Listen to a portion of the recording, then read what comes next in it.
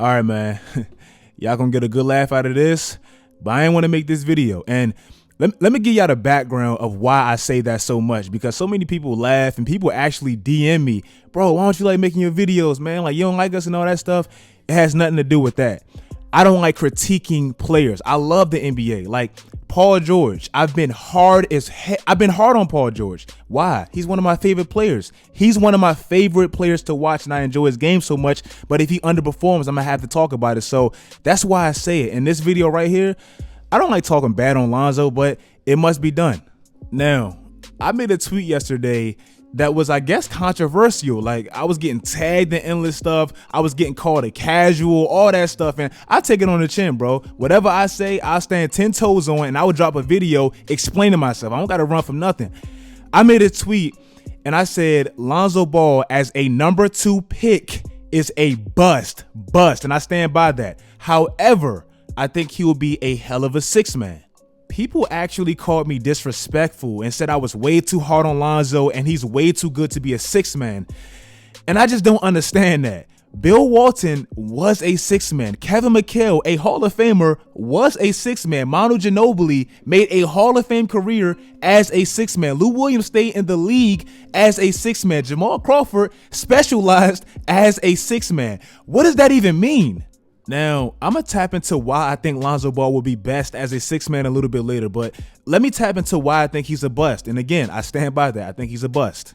There's no number 2 pick, no number 1 pick, no number 3 pick, no top 5, top 10 pick in the NBA today that's given the luxury of all these chances like Lonzo Ball. Who in the NBA today, before this season, who in the NBA was called a bust more than anybody in the NBA? He's always called a bust, always. Andrew Wiggins. Andrew Wiggins as a number 1 pick has been crucified for what reason? He doesn't look like a number 1 pick at times. He looks tentative. He's not aggressive enough. He never looks like he has that dog in him. Lonzo Ball has that exact problem and way worse. Defensively, he's amazing. I would never take that away from him. And I think as a perimeter defender, he's the best in the NBA right now. But offensively, where it matters most, it's way too many deficiencies in this game.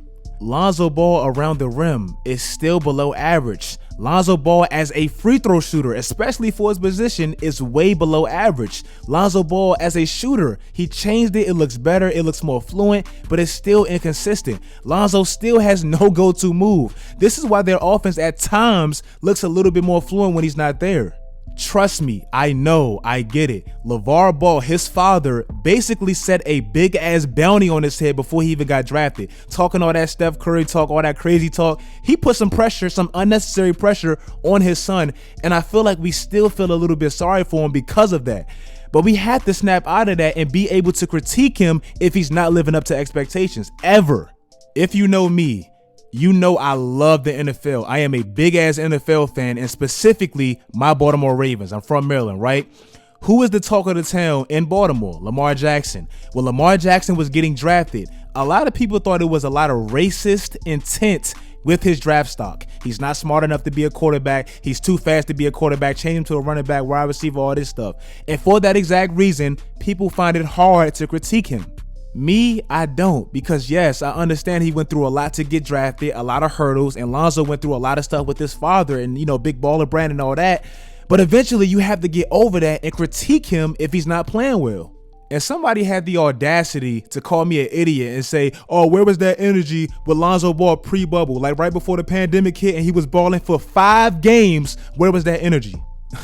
Okay, and I've done this before. Look at those 5 specific games. I think he was averaging like 27-7 and shooting on crazy splits, right? He was playing good.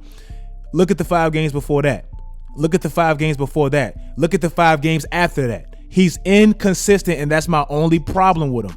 And I can do this. Like, if you want to bring up 5 specific games for Lonzo, I can give you 18 games, 20 games, 10 games, 15 games of Andrew Wiggins' career where he played way better than Lonzo, and people still call him a bust. This video isn't for me to specifically defend Andrew Wiggins, because I do think he's been bust-like. Not this year, he's playing well, but previously he has. But if he walks around with that big-ass tag on his forehead and Lonzo doesn't, what the hell is that? Now, Lonzo as a 6-man, because some people even call me disrespectful for that, right? Some players, historic players, have actually played best off the bench, where they can watch and see the flow of the game, watch how they can contribute, come off the bench with the second unit and beast there. It's nothing wrong with that. Last year, the player that to me should have won Sixth Man of the Year, Dennis Schroeder, had the best year of his career off the bench. It's nothing wrong with that. Instead of trying to make Lonzo something that he's not, a number 2 pick, and hype him up, how about you just find a place for him that actually works? Forget his pride, forget his ego. That will fit him best. To me, that's his ceiling. Trust me, if Lonzo was what we thought he was and all that, he wouldn't be on the last year of his rookie deal, bro. It just wouldn't happen. I know John Collins is too, but he just feel like he got lowballed. He got the offer, he just got lowballed. So it's just different, man. He's just not what we thought he was, and that's the hard truth. If you guys like this video, and I know a lot of people won't, but I don't care, make sure you guys like the video. Follow me on my social media sites, man. That's where you guys stay in tune with me and see my tweets like this. Do all that great stuff, guys, and until next time, as always, stay tuned.